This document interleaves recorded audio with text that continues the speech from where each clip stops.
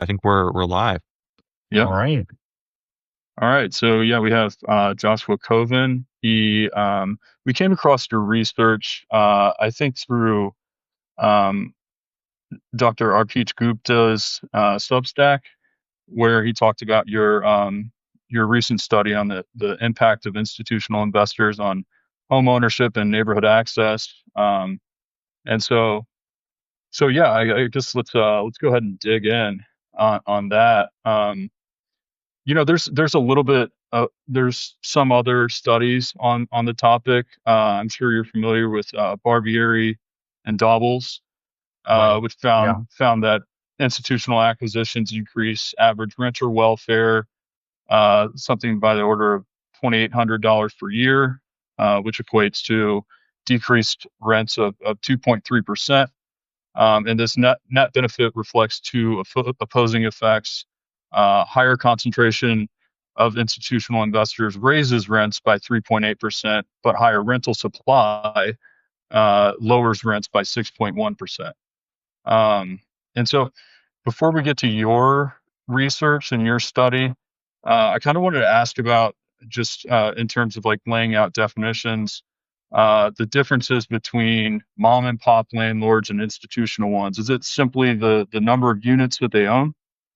Yeah. I think that's the best way to go about it. This market historically has only been really, it's been dominated by mom and pops, and it still is. Around 75% of all the single family rentals in the country are operated by landlords with fewer than 5 units.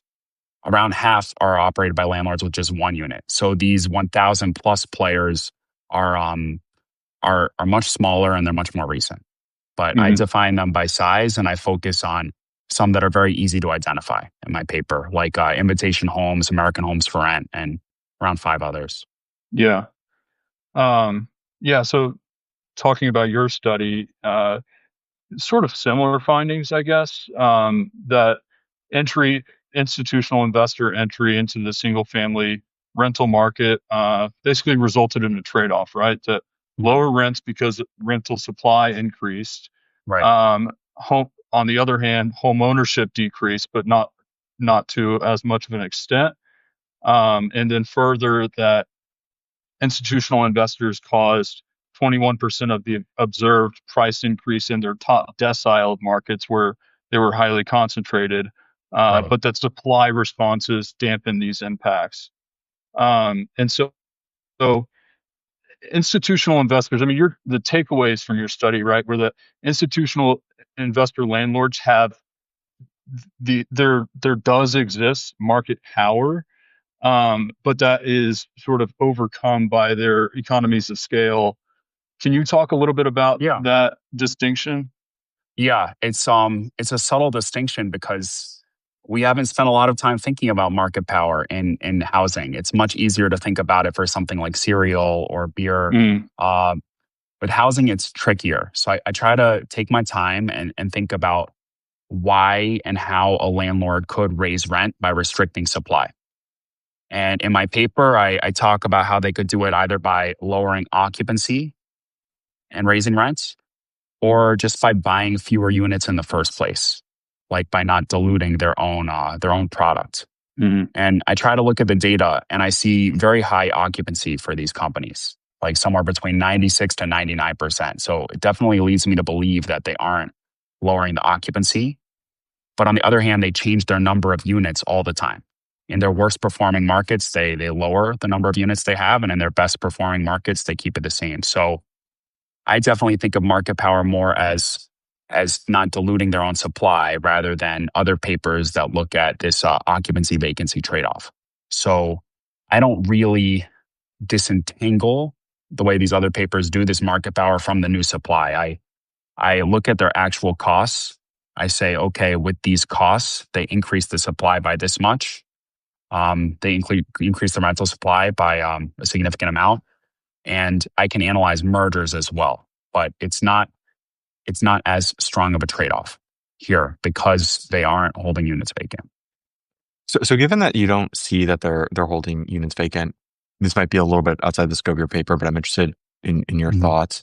Is this because they just like lack the ability to kind of like distort the market, like they're a small player in it, and so they can't, you know, extract monopoly rents? Like, why is it they're avoiding doing that?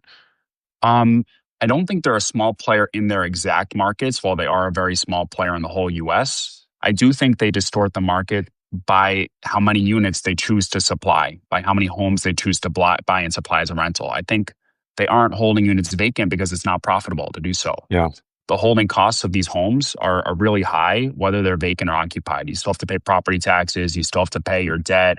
You have to pay any insurance you have. And it doesn't seem like the math doesn't make sense for it to be vacant, especially when it's very easy to then sell this unit to a homeowner instead, or a small landlord. Whereas in multifamily, it's harder necessarily to tweak this number of units. Hmm. That makes sense. So Yeah. your study simulated a ban on the investors, which Yeah. is um, a really interesting component of the study, given a lot of sort of the ongoing discussion Hmm. policy wise on this. I mean, if you run across sort of real estate or housing Twitter, half of the people are just absolutely sure that institutional investors and landlords are the source of affordability problems. And so you ran this simulation and it found that both these policies would raise rents because they decrease the rental supply, and showing that mistaking the correlation between investors and rent increases for causation leads to counterproductive policy. Mhm. So is it that institutional investors are just better at identifying pockets of growth and that they chose those growth markets to sort of concentrate their purchases?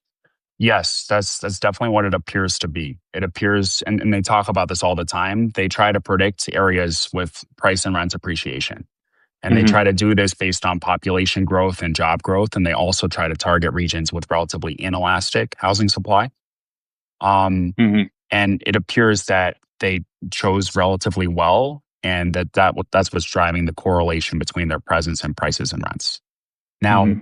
um, what I find with the simulation of a ban of these investors, that a ban would raise rents, because I find that institutional investor entry raised the rental supply.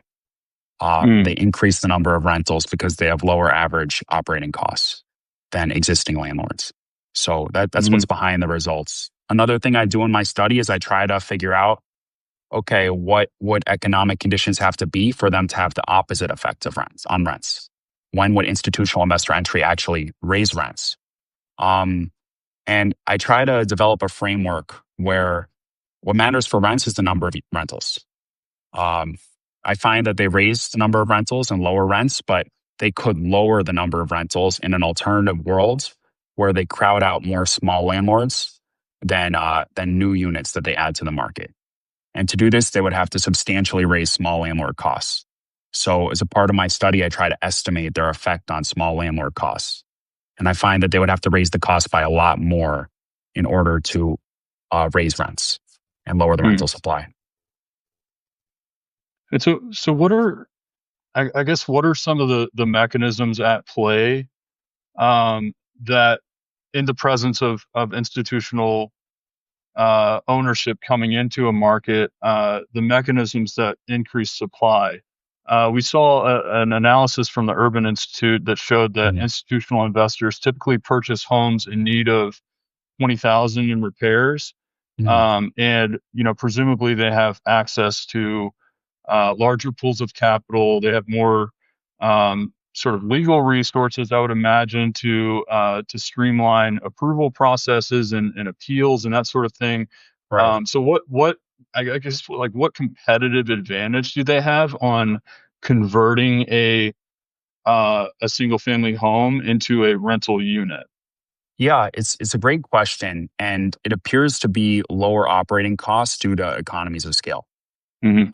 In terms of repairs, they talk in some of their earnings statements about bargaining with suppliers of materials. Mm. Um, they have like a platform, and this platform is very easy to operate at scale. So bargaining for materials is one. One thing I see in the data is they have much lower insurance expenses. than small landlords. And I spoke to an operator and they said this was due to bargaining with insurers for a Mm. scale discount. Mhm. So it seems that these economies of scale allow them to operate at lower average costs, which allow them to increase the supply. So then one of the really Mhm. interesting things you said was that one of the dynamics they choose on where to select into are these areas with like low supply elasticity. And I could imagine from like first principles economic thinking, this could be one of two reasons. The first is that they have like a comparative advantage at navigating these like complex supply environments. And the Mhm. second would be that they, they think that they're not going to have other competitors enter this environment, right? Who are going to Right. like dilute the supply in some way. Do you know which of those is dominating? If there's more dynamics, I'm just interested in kind of your thoughts on why they're selecting into those areas. So I think it's potentially changed over time also Okay. because their strategy has changed a lot. Like in the present day, they're building way more than they're buying through either their own building capabilities or joint ventures, or they're buying directly newly built units from builders. So it's very different. I think originally they bought because they didn't want someone else to potentially increase the supply in these areas. And they did, they did buy in some areas with elastic supply elasticity, like the suburbs of Atlanta, and some areas Mhm. with less elastic supply elasticity, maybe like Chicago. Hmm. But nowadays, I think things have changed because they're really focusing on building, which has Right. different effects. This is less likely to lower home ownership because they're not buying owner Mhm. occupied homes. But it's possible that if the supply of new buildings is limited, maybe the new buildings are flowing more towards rentals than owner occupants. Mhm. Yeah, Okay. we've highlighted this that one, I mean, you wouldn't hear it in or if you just read the headlines, you wouldn't know this. You actually have to read the CNBC article to gather the nuance here. But institutional investors are net sellers Mhm. for 6 straight quarters now. Yeah. And what the data is sort of showing is that they are transitioning, like you said, to build to rent. I definitely wanted to get your take on this transition. Do you see it as more of like a sort of a vertically integrated model? Is that what's attractive to them? I would assume also, my what I've heard and what I've read on institutional versus like mom and pop landlords is that institutions are more rate sensitive because they're sort of leveraging up to make these purchases, and then like you talked about, they're also like more attuned to renter yields and cap rates and the growth of a market. So Mhm. I guess what's the impetus behind this transition? Is it and why is it a more attractive model, the build to rent model that is? I think it's the first thing you said, which was the vertical integration. And I had the same question and I talked to operators and this is what they said. So I originally thought it was due to maybe higher mortgage rates made it so that they couldn't buy as much. And maybe that raised their cost of purchasing properties and building. But the operators I spoke to, they said that it's just cheaper to build and then operate. Their margins are a few percentage points larger, which Mm. is substantial. Hmm. So it's possible there are multiple things, but I think when they can control the process, they can find savings.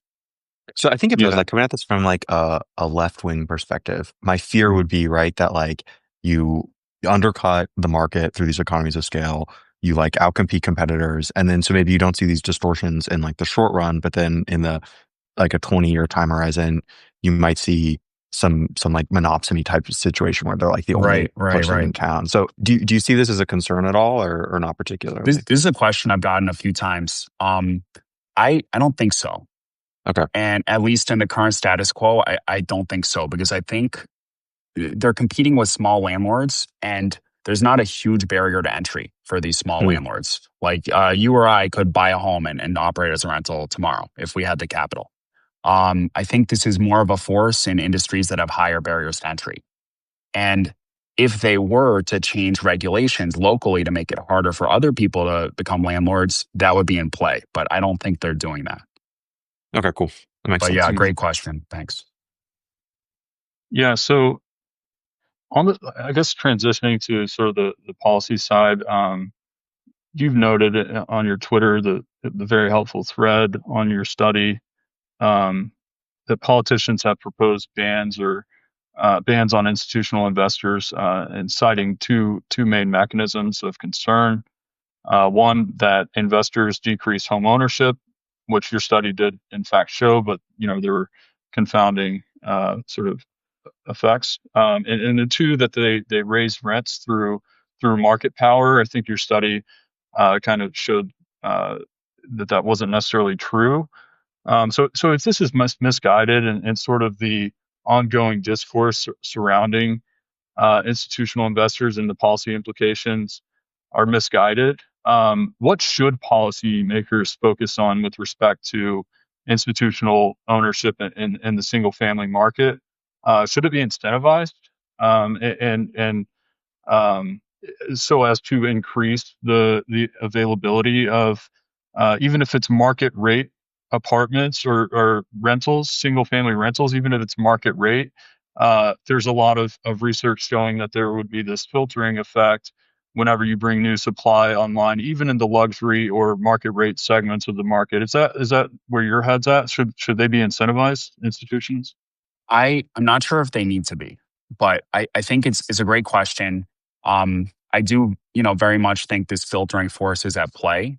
I Mm-hmm. think since they're building a lot, that's more unambiguously good for all people. There's less likely to be a home ownership impact if they're building. So I think from the policy perspective, there's there's not that much to do other than maybe make it easier to build single family homes in general, which could benefit them. I Mm-hmm. think shortening approval timelines, shortening permitting timelines, all this would benefit the single family institutions that are trying to build, but also all sorts of building. So I Mm-hmm. would say that the policies should focus not specifically on investors unless anyone's doing something illegal, but instead on just making it easier to build to eventually increase the number of options in these neighborhoods so people can live in neighborhoods and either own or rent. Because it's good for people to be able to live where they want and not have to be able to afford a down payment. But but yeah, I would say just encouraging general building. Mm-hmm. Yeah. Do So you? go Sorry, go ahead, ahead, Will. go ahead, Peter. No, Yep. I was going to ask, like, when you think of, like, I guess, like a healthy housing market, right? Like when you Mhm. think of something that, one of the expressions that Arpit used that I could characterize the housing crisis, which I found useful, was like saying that we have like a shortage of the topology of housing that we need, right? So we may have like Right, the right. right amount of housing, but it's all the same kind. It was interesting. I was recently looking to rent an apartment, and one of my impressions was that all of these institutional apartments that like existed were like the same. They all had like the Mhm. same style of apartment and something like that. Right. And so I wonder how you kind of think about, um, I guess just that. Like, do you think, how you think about institutional investors maybe only providing the most profitable single kind of housing? Is that something that the government should be involved in at all? Like, is this actually, am I mischaracterizing the industry? So just, I'm interested in your thoughts on that. Like I think so. I totally get your point. You don't want them building maybe necessarily like people get value from living where they want to live, and they Yeah. might not all want the same 2 bedroom starter home cookie cutter. But I think what's going on right now, the first order impact is they're actually increasing the choice in these neighborhoods rather than decreasing it, but not Mm, on the type of home necessarily, but on whether it's ownership or rental. And okay. this allows people to potentially optimize in a good way. Like if I wanted to live in the suburbs someday and it were really expensive to own, maybe I would want to rent. And Yeah. more rentals in one of these neighborhoods is probably a good thing. But uh, in general, I would say I strongly agree that there should be all different types of housing stock and ownership and rental choices in these areas. And um, if it's too much of one type, maybe the government would want to incentivize multiple types. But developers should be able to predict this potentially and offer multiple types to make more money. Mm-hmm. Yeah, it's an interesting point because for our discussion with Dr. Gupta and the research that he cited, which was the MIT paper Ramit, I believe, Yeah, um, right. which talked about, which studied sort of the redevelopment costs, um, and why the economics don't really make sense for building out like duplexes and fourplexes in very dense areas. Mhm. And so in my head, that goes to these built to rent communities where they sort of have like a range of typologies, as I understand it, and sort of the benefit to the investors is that it's all sort of circumscribed. Right. And so like the maintenance costs are lower because they're new structures, and they're all sort of localized. And so I do wonder. I wonder if that's actually the a fair solution to this missing middle sort of problem that a lot of people talk about. Yeah. It's my impression that this is less infill and more Mm, neighborhood level. right. But I would say I agree that the development costs are harder to pencil in this missing middle area than Hmm. when you can do what these build to rent companies are doing and build a whole community at once. Hmm. Yeah, So I it wanted could to. Mhm. potentially, yeah, it could potentially increase the housing supply if they find efficiencies there. Yeah, I wanted to pivot to. I, I know this isn't really like within the scope of anything that you've published, but I feel like you have a pretty good take on this on the financialization of real estate. You hear a lot of people talk about that being sort of a scourge on society, and there are certain things to be said about why the financialization of mortgages, the securitization, and everything how that led to speculative behavior during the Mhm. financial crisis and so on. I'm sort of the opinion that it's like it was a confluence of drivers. One being that relaxed standards of lending were up and down the stack incentivized in a lot of ways, Mm, and securitization alone, it wasn't sort of the silver bullet. right. Um, but the gripe is that housing is viewed as this yield bearing asset instead of shelter. It's been financialized. Um, but we want to be able to rent housing. If we can't afford to buy it, in order for housing to cease being viewed as a financial asset, the yield from renting it would have to be rendered zero, right? And so that's one thing. And then two, everyday people have just as much access to ownership or exposure to investments and residential housing assets through REITs and other vehicles that are publicly traded, just as institutions and PE firms do. So I wanted to get your take on this sort of discussion on the financialization of housing. Yeah, I think in some ways the professionalization can be good in terms of like as we've seen here, it appears that these companies have professionalized a mostly mom and pop small industry and have found operating efficiencies and therefore have increased the rental supply. So I think this professionalization and financialization has definitely increased the number of single family rentals in these Hmm. suburbs. So in that sense, it can be good. For the financial crisis, I think that securitization uh, definitely played a role in allowing riskier lending and looser lending standards, and that's potentially dangerous. I don't think that's what's going on here. I would say, Hmm. but here the financialization I think increased the rental supply. Hmm. So would you kind of see like the distinguishing characteristic between when maybe financialization is like good as when it like it has a positive supply effect and when it's because of like these increasing efficiencies and when it's bad is when it like is just kind of like needlessly injecting speculation into the market, or is that unfair characterization? Um, hmm, I I definitely agree with the first part. For the second Yeah, part, I would need to think more about. Yeah, reasonable. Hmm. Moving back to the kind of like the your paper on institutional investors in the neighborhoods, one of the things that I had thought about when I was reading the paper is that there are these like interesting distributional implications, right? yeah, Where it seems like if you're low income, you rent, you probably benefit from this. Whereas if you're someone who could afford like a down payment on a home, like let's say you're upper middle class, this may actually be like negative to you. So and that seems to run contrary to the way it seems like in the public most people talk about these distributional effects. So do you want to talk a little bit about how like institutional investment affects the distribution of people in a neighborhood and who it harms, who yeah. it benefits, and stuff like that? Right. Definitely. Uh, definitely raises access to neighborhoods for those who can't afford to own a home, for those who want to rent. these are not usually the lowest income renters, but they're more middle income renters or higher income renters, depending on who the operator is and what they're supplying. But they are lower income on average than homeowners. And the homeownership effect is on the lower end of the homeownership market. Um, so this group of people might have a harder time buying a home. So that's generally what I find. So you would Mhm. find is kind of like the people who are right on the threshold of being able to afford a home maybe have to like select into renting rather than owning because prices go high. But then there are these other people who are able to like select into the community who may have been previously excluded. Right. I would say that's the case. But I want to highlight two things. First, one is I do find the homeownership effects are smaller than we would think. You know, I find that for each home they buy, it's really zero point 0.2 fewer homeowners than 1 to 1 because they do crowd out some small landlords.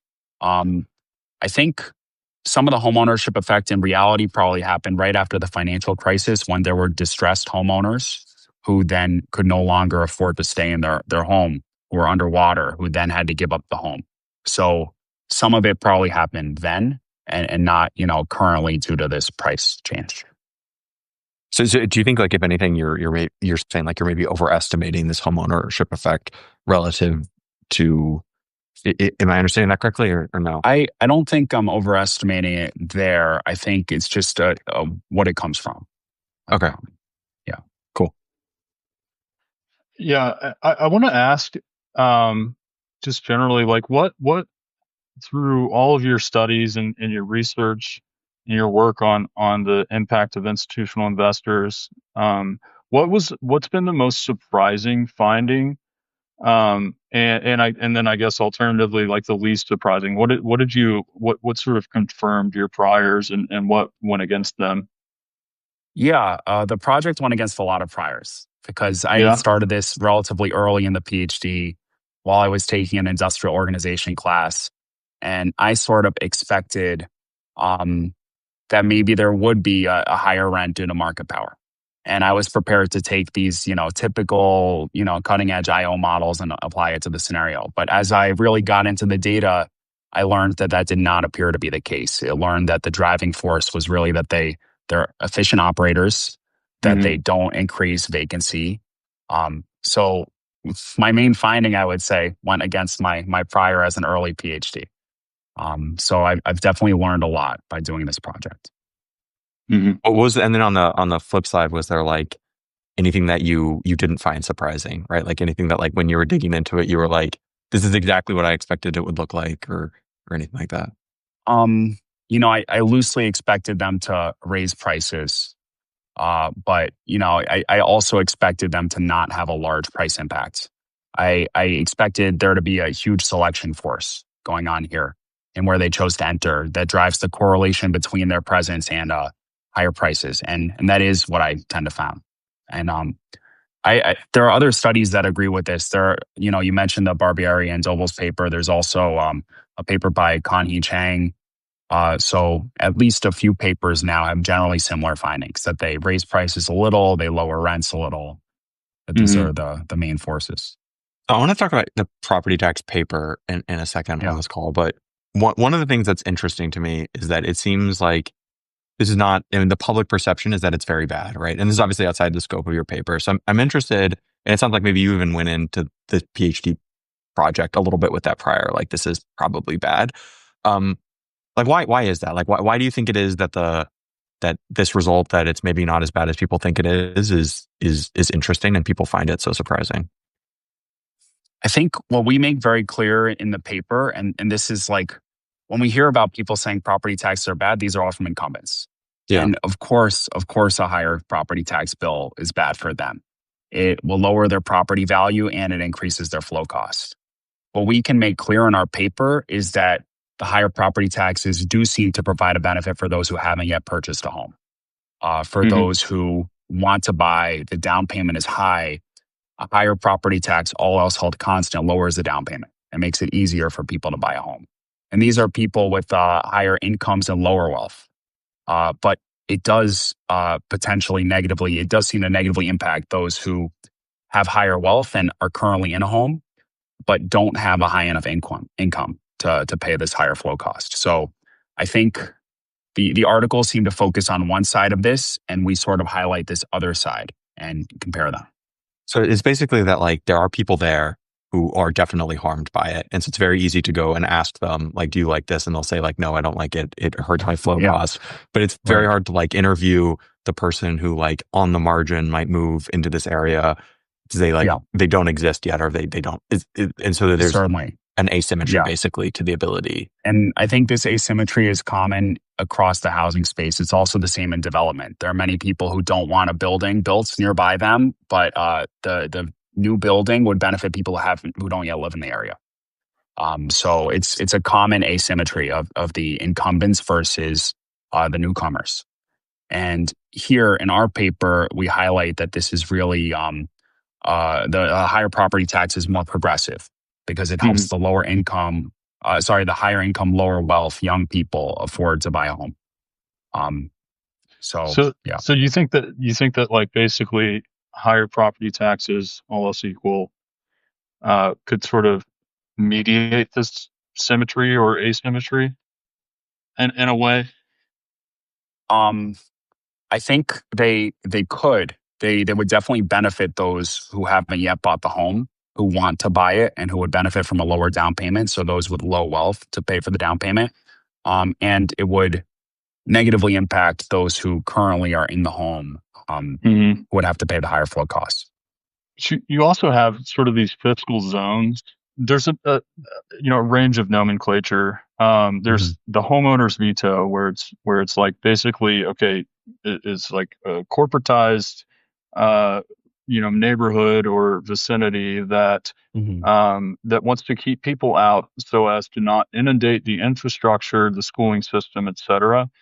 And because on the back end of that, they don't really have the ability, in California at least, and some other areas, they don't really have the ability to raise taxes on these people to expand the tax base.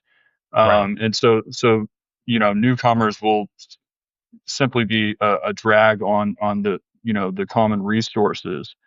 And then you also have sort of I mean, so what are the solutions to that? I mean, you have Prop 13 in California, which limits the ability for limits the rate at which taxes can go up. It also, I think, sort of locks people in on their property tax rate from when they initially bought the home, essentially. And there are like specialty taxes that can be levied, but it's not very easy to do. Do you think that like the political will to have reform in a state like California on that front, on property taxes and sort of the ability for municipalities to levy these taxes, do you think that will shift with demographics? What is really the impediment there? Right. I don't have a great answer for that. It's a little out of my expertise. I think, it's hard to think about how the incumbents would be incentivized to raise taxes. Like when they see a direct benefit from it, they would be down to raise taxes. Like there are special tax levies that do happen in areas if they want to make improvements. But as for like a higher baseline rate, I think most incumbents would not be willing to have that happen. And I'm not sure what could make that change. Unless it were to distinctly offer some sort of direct benefit that would attract people relative to a different region. But we do think we have thought about some instruments that would lower the liquidity shock on incumbents. Like if you did want to raise the property tax, you could have it you could have it so the incumbents don't pay it until they sell the home. This way, it's less of a liquidity shock, so the liability could accrue. That's one potential way to make the change with less of a shock. But it's absolutely a tricky problem, and we don't really have the answer. Go ahead, Peter. I was going to say one of the things that I've been thinking about as I think about the housing crisis in the United States, for lack of another way of saying it, is that we've probably passed like peak demand. with it seems like household sizes are probably stabilizing around where they are. You no longer going to have like very high levels of immigration anymore. Um, and I'm interested in maybe do you think that this is partially what's driving institutional investors going from net buyers to net sellers? Is that their projected demand figures have like gone negative or something like that, or do you not have any insight into that aspect? Um, so there are two things going on here. One is the net sellers. I think what's going on there is that they just prefer to build at this point. Yeah. So I think that's what's driving that. Peak demand, I'm very curious about this as well. Especially with shrinking household sizes and potentially lower population and lower immigration. Um, I've thought about researching it, and people have made predictions about this before and have been wrong. So I'm trying to understand why. I think the economist Greg Mankiw wrote a paper either in the 80s or 90s saying that house prices should fall because population won't grow as much, something like that. I need to really read and understand what happened there to try to think about peak demand at all. But it's on my list of to dos. So when if you have anything else about peak demand, do you think this is plausible? Like I guess is just my main question. Like when you think about the future time horizon now, it doesn't have to be like 100% or anything, but do you think it's plausible that we've kind of hit peak demand in the United States and we could have a more Japanese style housing market within our own lifetime, or probably no? I don't know. Yeah. We don't know how people's preferences will change as this population changes and as the world goes on. It could be that people just demand more floor size, even if population shrinks. Like there are all sorts of things that are hard to predict in advance. But I'm interested in potentially predicting them. We'll see. I want to pivot just briefly back to property taxes. And I don't mean to like pepper this, Yeah. but like let's say, okay, there's utopia state, blank slate. It's Singapore post independence basically. Did they do it right? Is it the land value tax? What's the optimal tax structure to incentivize building, incentivize sort of productive use of land? There's also this idea of like self-assessed taxes, where basically periodically homeowners or property owners are forced to basically assess the value of their land.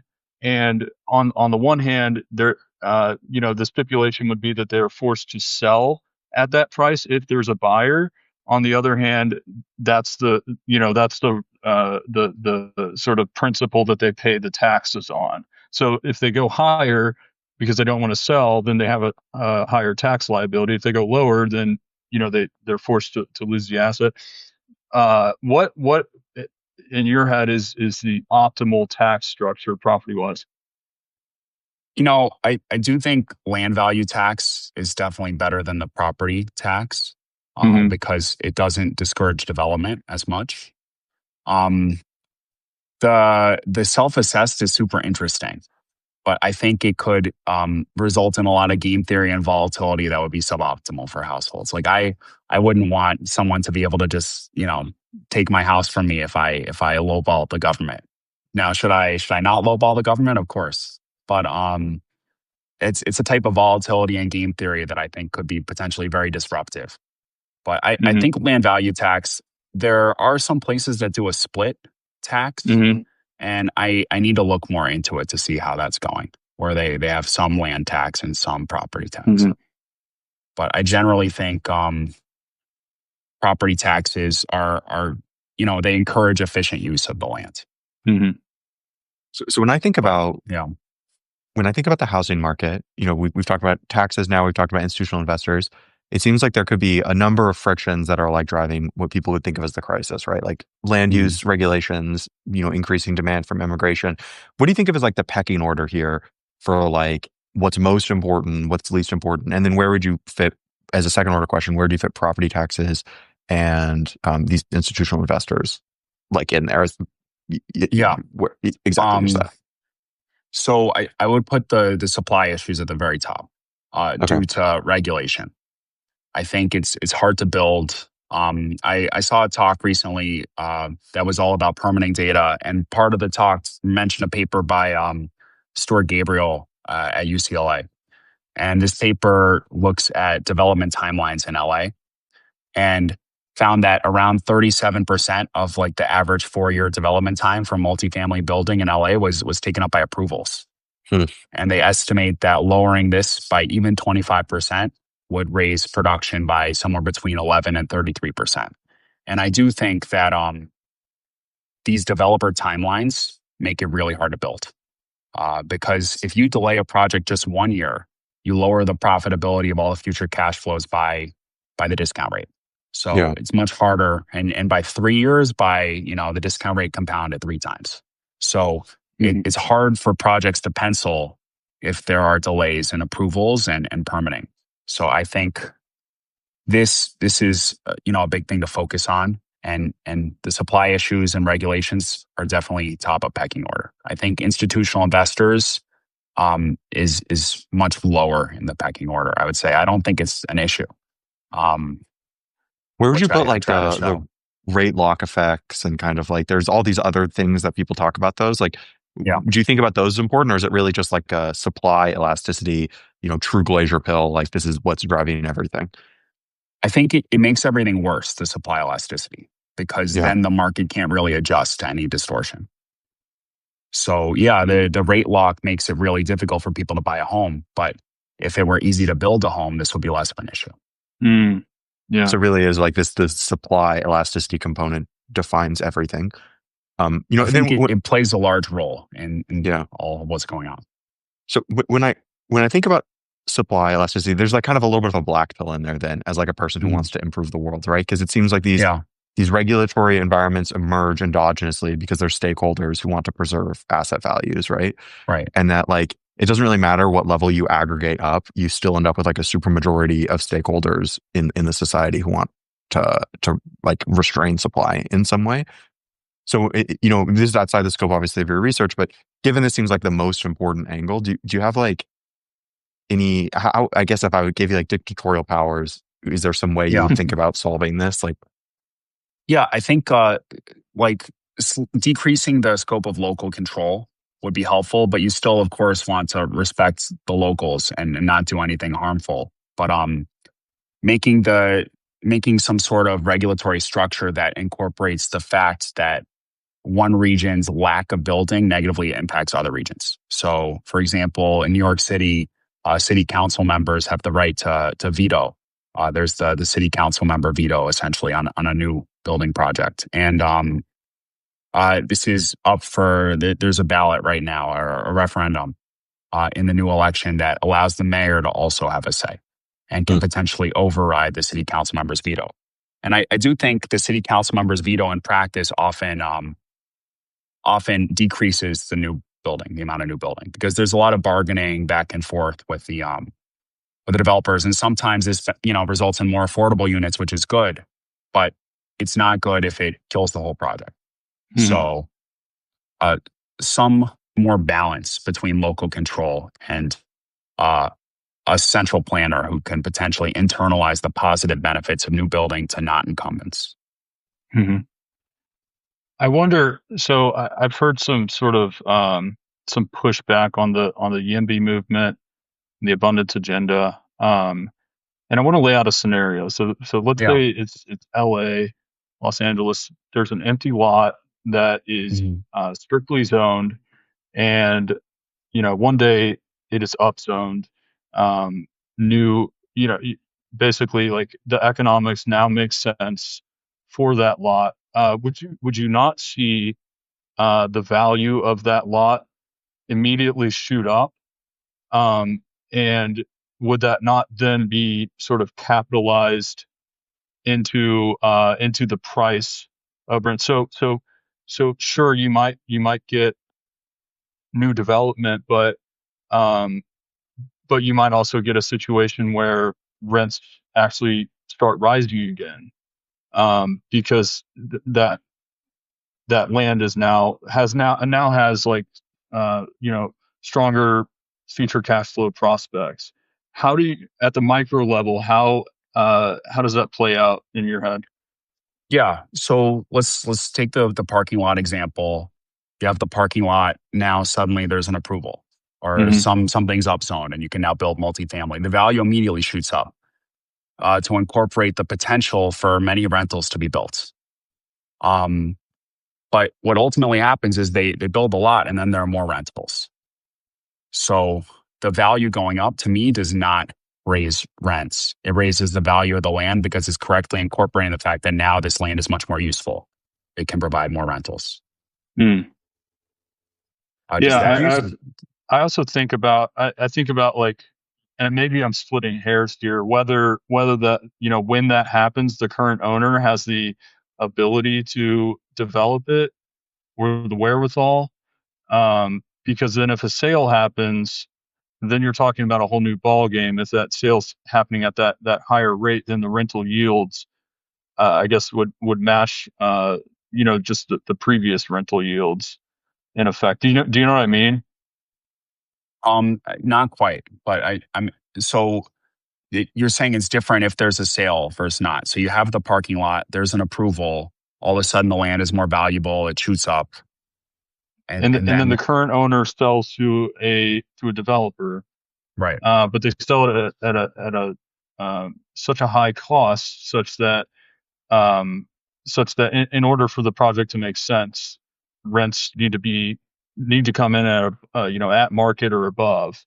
right, Um, and so I guess there would be a yeah. knock on effect of like more building happening, and then at the end of the day, sort of rent prices are more responsive to demand in a scenario where you have more supply, but the immediate effects might not be so clear. I think so. I want to take that apart for a second. Like the ability of the parking lot owner who then sells to the developer to charge a high cost for the developer, um, that is because the developer is willing to pay it. The developer is not forced to accept this high cost. Like this price is Hmm. determined in equilibrium. So Right. and is based off the equilibrium rents that the developer can then get. So I think that's more what's going on. So I don't think it would raise rent in that scenario, even though it's a huge windfall for the parking lot owner. Hmm. I don't think that then gets passed through to rents.